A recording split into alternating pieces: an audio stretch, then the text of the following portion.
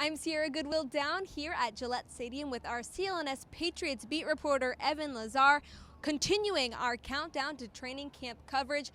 And we all know that the Patriots love the underdog. Bill Belichick loves to seek out the guy who's not the flashiest, not the biggest name in the crowd, and can kind of find the needle in the haystack. But is this the year that the undrafted free agent streak comes to an end? Because right now there's not really a guy that stands out. Yeah, so we're at 18 straight years right now. Insane. Going back to 2004, it's the third longest streak in the NFL, depending on who you ask. The Colts and the Chargers claim to have longer streaks, but I'm a little skeptical of that. There's been years where they've carried 4 UDFAs on the team. Some of those years they were long snappers and punters and stuff like that. But with those being aside, we obviously have J.C. Jackson, we have Malcolm Butler, we have a lot of really good players that have come through that group. This year, it is really difficult to find. They have basically 2 draft classes coming in when you really think about it, because they have this year's draft class and they have all the guys that they redshirted last year, like Braxton Berrios and Isaiah Wynn coming back, Duke Dawson among those two.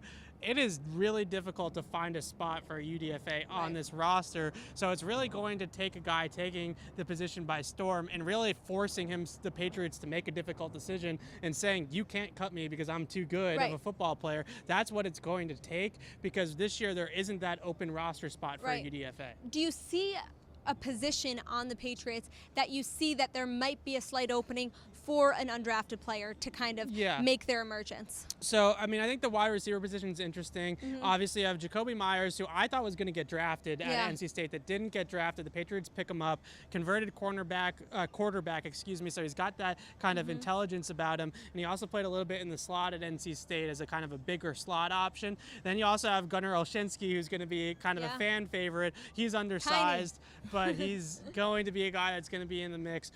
But I think that wide receiver, or also Andrew Beck at tight end, who I think is more built more like a fullback than a tight end, but he can certainly do some things as a blocker that are interesting, that stood out. So I think that those 2 positions, and then Tyree St. Louis, who's a tackle, I guess you got to throw his name into the mix. But I think the player that is probably the best player out of this entire group is Malik Gant, who's a safety.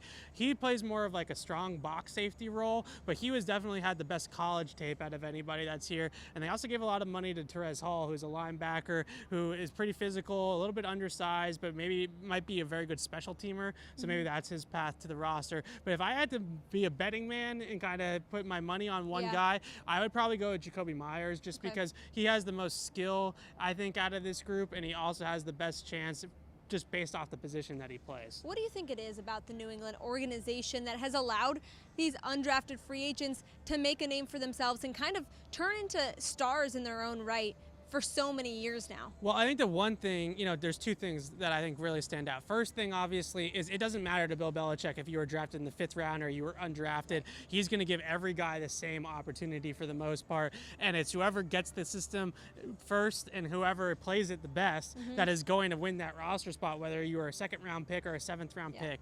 It really doesn't matter. But I think the other thing that the Patriots have done from a scouting perspective, which I find really interesting, is they've made sacrifices in some of the traditional senses of scouting to have traits that stand out within their scheme. So, for example, J.C. Jackson is fantastic at playing the ball in the air, which is something that is very big for the Patriots, but he doesn't have the same build of a corner that you look for as a guy that you would draft in the 1st round. He's only about 5'9", 5'10". He's a little bit undersized. Same can be said for Malcolm Butler, 2 very strappy man coverage corners who they were willing to sacrifice a little bit in the height and weight department, whereas some other teams might not be able to do that. So I think that's a big element of it too. They look for guys that maybe aren't the cookie cutter example of every single position, but they are good at 2 or 3 things that really stand out in their scheme, and they highlight those things and they kind of mask the deficiencies.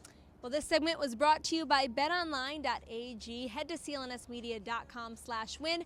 Enter promo code CLNS50 for 50% added back to your sportsbook bankroll. And for all of our countdown to camp coverage, head to our website at clnsmedia.com and subscribe to our YouTube channel at CLNS Media.